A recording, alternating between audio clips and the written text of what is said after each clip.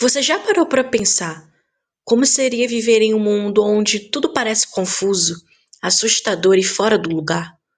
Onde você escuta vozes que mais ninguém ouve, vê coisas que outros não enxergam e sente que está em constante perigo, mesmo quando está sozinho. Essa é a realidade de muitas pessoas com a esquizofrenia.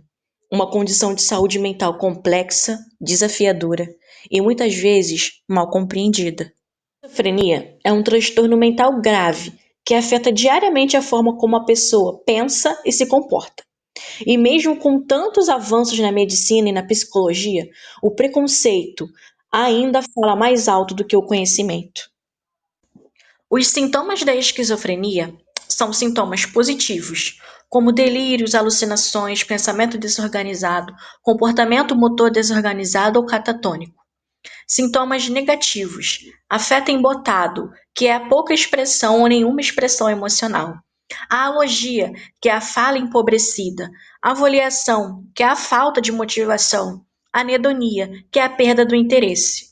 E sintomas cognitivos, como déficit de atenção, problemas de memória, dificuldade de tomada de decisão. De acordo com a Organização Mundial da Saúde, mais de 20 milhões de pessoas em todo o mundo vivem com esquizofrenia. No Brasil, essa condição também afeta uma parcela significativa da população. Mas quando olhamos para um grupo específico, as pessoas em situação de rua, os números e a realidade tornam-se ainda mais alarmantes. Muitas dessas pessoas não têm acesso ao mínimo necessário: uma casa, comida, água limpa, atendimento médico. E em meio a essa luta diária por sobrevivência, ainda enfrentam o peso de uma mente que não lhes dá paz. É importante lembrar que ninguém nasce ou escolhe viver nas ruas. As histórias por trás de cada rosto que vemos nos sinais de trânsito, nas praças, nas calçadas, são marcadas por abandono, violência, desemprego, dependência química e, sim, transtornos mentais. A esquizofrenia está entre as condições mais comuns nesse grupo, agravada pelo isolamento social, pela fome e pela falta de cuidado adequado. Mas essa realidade não é recente. Desde os tempos antigos, a humanidade tenta entender o sofrimento mental. Filósofos como Platão e Aristóteles, por exemplo, já discutiam o que chamavam de doença da alma. Na Idade Média, muitos acreditavam que ouvir vozes ou ter visões era sinal de possessão demoníaca ou castigo divino. Já Santo Agostinho via esses estados como lutas espirituais. Com o tempo, essas visões foram mudando. A ciência começou a buscar explicações mais racionais e a psiquiatria passou a tratar a esquizofrenia como uma condição médica. Mas nem todas as culturas viam ou veem a esquizofrenia da mesma forma. Para alguns povos indígenas, por exemplo, ouvir vozes pode ser considerado um dom espiritual. Em comunidades africanas ou asiáticas, certas manifestações de transtorno são vistas como conexões com o mundo espiritual ou ancestral. A antropologia nos mostra que o modo como percebemos e tratamos a esquizofrenia está diretamente ligado à cultura, ao contexto histórico e à forma como enxergamos o ser humano. No entanto, em pleno século XXI, o estigma ainda é enorme. Muitos acreditam que quem tem esquizofrenia é louco, perigoso ou incapaz. Essa visão equivocada afasta as pessoas, dificulta o diagnóstico e torna o tratamento ainda mais desafiador. E quando esse estigma se soma à miséria, ao abandono e à invisibilidade das ruas, o resultado é trágico. Hoje no Brasil, mais de 280 mil pessoas vivem em situação de rua.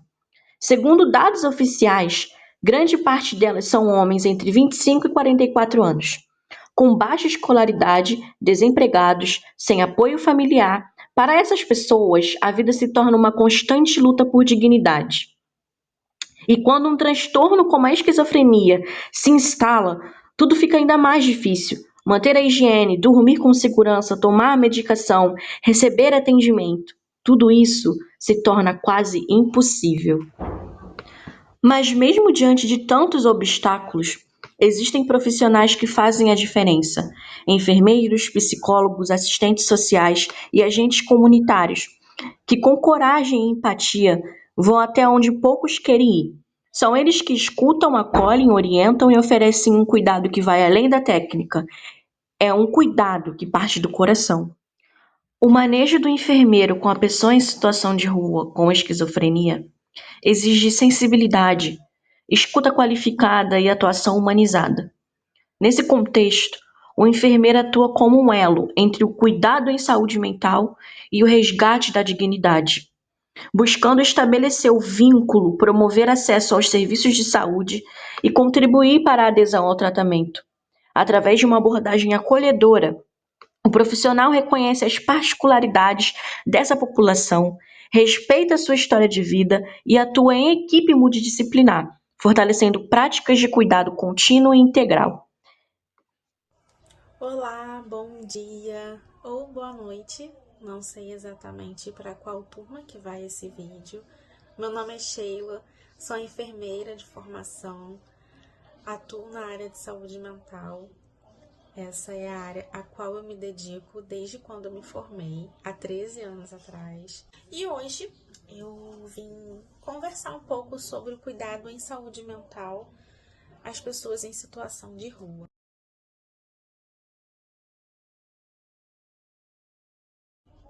Eu acho que o primeiro ponto que nós precisamos ter em mente é que na área da saúde, principalmente na saúde mental, não se faz cuidado sem a criação de vínculo.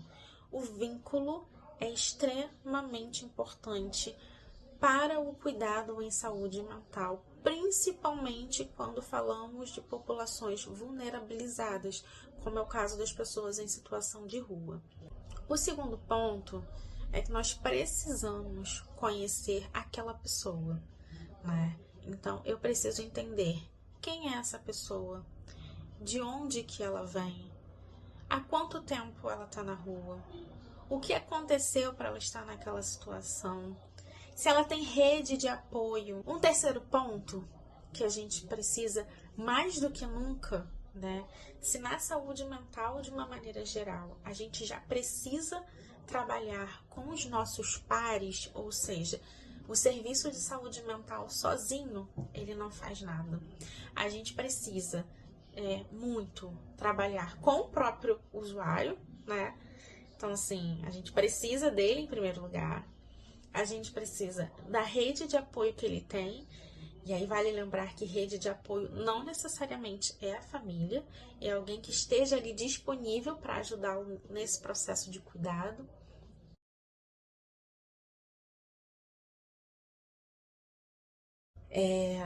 E aí a gente precisa falar com os nossos pares. Quem são os nossos pares? São os outros serviços, né? Então a gente precisa falar com a atenção primária, a gente precisa falar com a associação de moradores em alguns momentos. A gente precisa falar não só com os serviços que compõem o SUS, mas também com os serviços que compõem o SUAS. Né? Então, acho que é muito importante a gente entender que tem um sistema único de saúde e tem um sistema único da assistência social. Então, nós temos os serviços de saúde e nós temos os serviços da assistência social.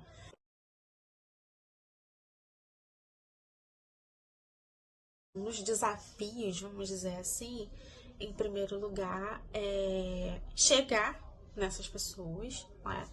Porque são pessoas que estão acostumadas, muitas vezes, infelizmente, a sofrer todo e qualquer tipo de violência. Então, para você criar uma relação de confiança, criar um vínculo, não é fácil. Você precisa se despir de muita coisa e deixar ele te ver, né? Te ver, saber quem você é. Então você vai se apresentar para ele, ele vai se apresentar para você e vai deixar que naturalmente alguma coisa ali se construa. Então as pessoas precisam entender que a pessoa com sofrimento psíquico, ela é de todo mundo. Ela não é só do serviço especializado. Então, muitas vezes, essa articulação com os outros serviços da rede, com os outros profissionais, ela não é fácil, né? E o usuário de saúde mental, ele é o usuário que mais nos mostra isso, de que sozinho não há trabalho, que o trabalho ele é feito em equipe, que o trabalho ele é feito entre os serviços, com as parcerias e, sobretudo, incluindo essa pessoa no cuidado, né? Então, a gente não pode excluir desse projeto e desse cuidado a pessoa que vai receber o cuidado, que é o que muitas vezes a gente faz, né? Então, para mim, esse é um dos maiores desafios. Espero que eu tenha conseguido contribuir um pouco com a formação de vocês. Espero que eu tenha tirado um pouco das dúvidas. E caso eu tenha deixado mais dúvidas, podem me pedir ajuda, que eu ficarei muito feliz em compartilhar e aí a minha experiência, o meu conhecimento ao longo desse tempo aí de atuação enquanto enfermeira da saúde mental, tá? Um abraço para todo mundo, bons estudos e até mais. Este documentário é um convite à empatia.